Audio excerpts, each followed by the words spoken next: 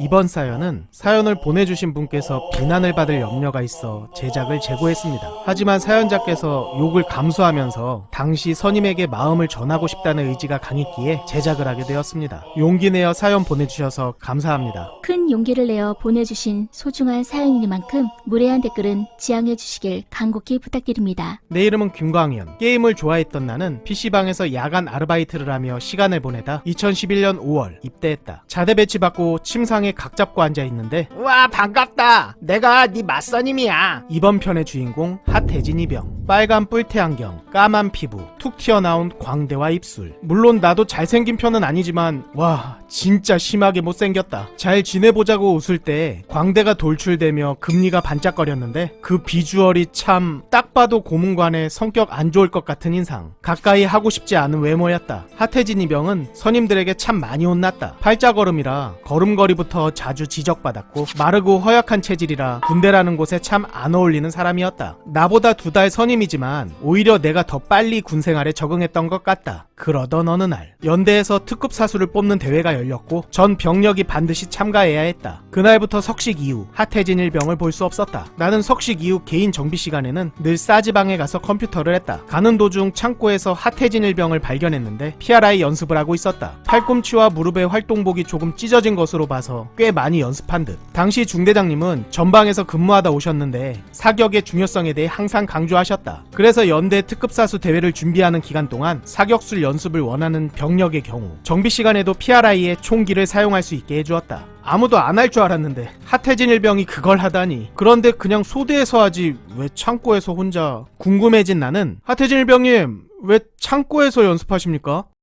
아, 내가 소대에서 하면 네 선임도 그렇게 열심히 사격 연습하는데 너 포함 동기들에게 니들은 뭐하냐고 혼낼 수 있잖아. 그래서 여기에서 조용히 하고 있었어. 참 신기했다. 맨날 선임들에게 판판이 깨지기만 하던 핫해진 일병이 후임들까지 걱정할 여유가 있다니. 그런데 왠지 저렇게 연습해봤자 사격을 잘할 것 같다는 생각은 들지 않았다. 외모만으로 사람을 판단해버린 것. 사격 측정날 25m 단축 사격. 전진 모이탁 자세로 시작해 앉아 쏴, 쪼그려 쏴, 엎드려 쏴 자세로 각각 10발씩 총 30발을 쐈다. 사격이 끝난 사수는 무릎 앉아로 대기하고 부사수가 표적지를 떼어 가져오는 방식. 정확히는 기억나지 않지만 내 사격 성적은 보통이었던 것으로 기억한다. 내 사격이 끝나면 사수와 부사수를 교대해서 내가 부사수가 된다. 사격이 끝나고 사수의 표적지를 확인하러 갔는데 옆사로에서 표적지를 확인하던 동기가 와 핫해진 일병 만발이야 대박.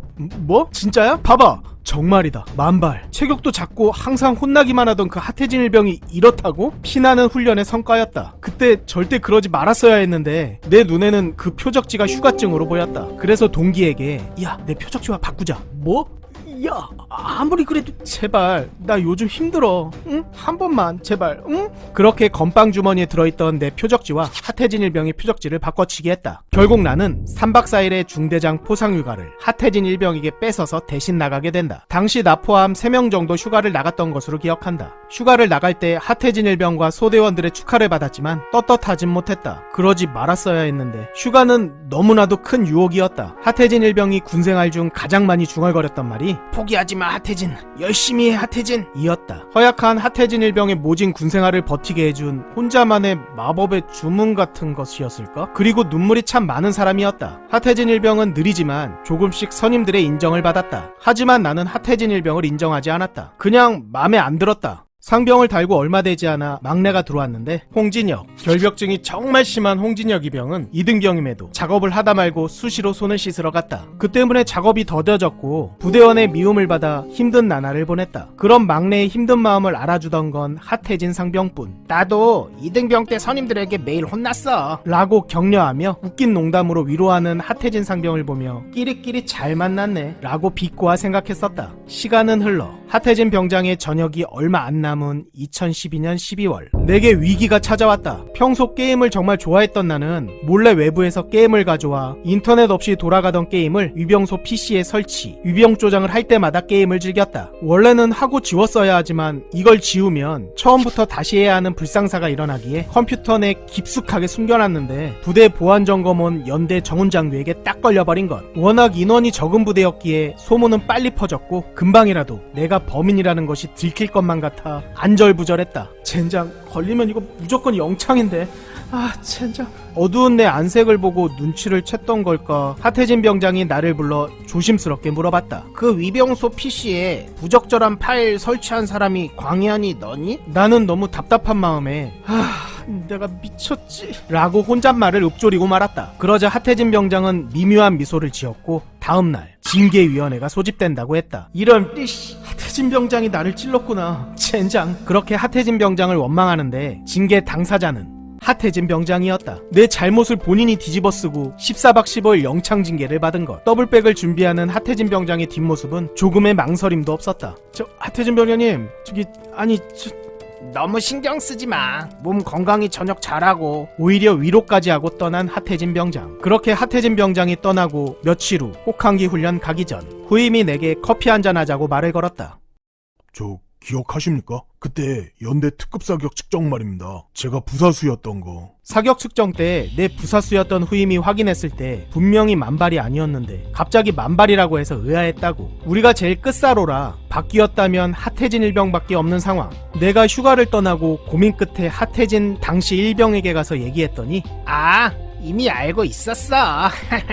알고 보니 그때 표적지를 바꿔준 동기가 중대장님께 보고했고 화가 난 중대장님은 나를 처벌하려고 했다. 하지만 당시 하태진 일병이 광현이가 소대 막내라서 많이 힘듭니다. 포상휴가 막내에게 주고 군생활 열심히 하게 해주셨으면 좋겠습니다. 후임에게는 자기 제대할 때까지 꼭 비밀 지켜달라고 신신당부했다고 한다. 빼빼 마르고 못생긴 데다가 이상하게 걷는 맞선임을 군생활 내내 깔봤었다. 그런데 하태진 병장은 군생활 내내 나에게 정말 잘해주었다. 그제야 내 본 모습을 직시할 수 있었다. 내가 얼마나 속 좁고 못난 놈인지 너무 부끄러웠다. 그리고 평생 가져갈 죄책감이 내 안에서 점점 커져갔다. 하태진 병장의 전역일은 2012년 12월 말이다. 그래서 평소 하태진 병장은 예비군 훈련을 2013년에 바로 받는다고 좋아했었다. 하지만 14박 15일의 영창이 추가되어 2013년 1월로 전역이 미뤄지는 바람에 예비군 훈련이 2014년으로 미뤄지게 됐다. 왜 그때 내가 그랬다고 하태진 병장이 한 게 아니라고 왜 말을 못했을까? 나는 왜 그리 못났을까?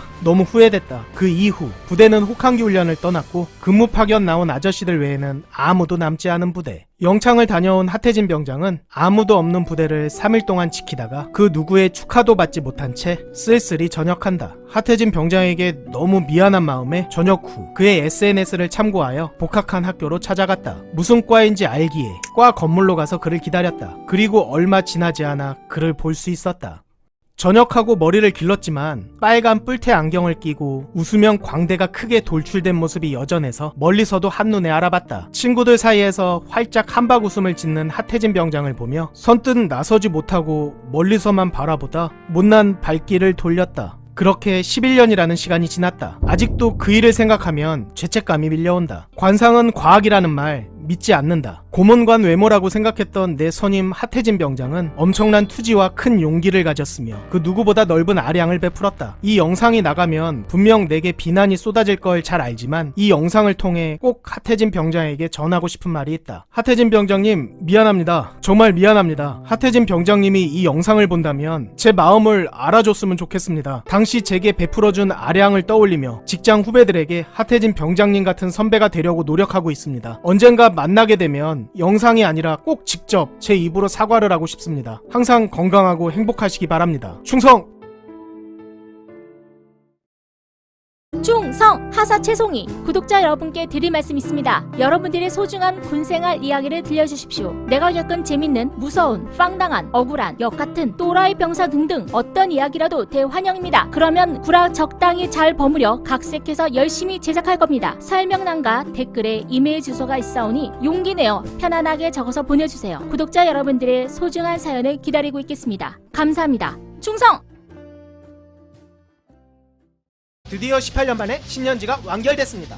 정지혁 병장의 고등학교 시절 그리고 정지혁 이병은 과연 어떤 모습이었을지, 최원일과 정지혁은 왜 원수가 되었는지, 짱고는 왜 김창우를 좋아하게 됐는지, 왜 정지혁은 김창우를 그토록 갈구는지, 김창우는 어떤 고문간 짓을 했는지, 말년들은 과연 제대할 수 있을 것인지, 그리고 666 부대는 어떻게 탄생했는지 여러분들이 궁금해하셨던 모든 떡밥들을 풀었습니다. 카카오 페이지에서 5인용 또는 666을 검색하세요.